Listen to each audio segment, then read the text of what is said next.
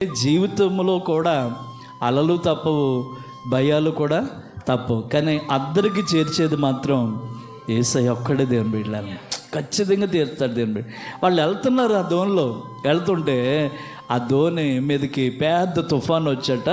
ఆ దోణిని అటు ఇటు నీళ్లతో నింపేస్తున్నాడు. ఆయన ఆ సముద్రం మీద అలా నడుచుకుంటూ వస్తున్నారట. వీళ్ళు ఇంకా భయపడుతున్నారట.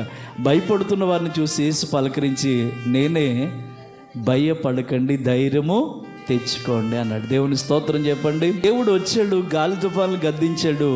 వారు కోరిన రేవుకట ఆ దోణిని నడిపించి చేర్చాడట. దేవుని స్తోత్రం అండి.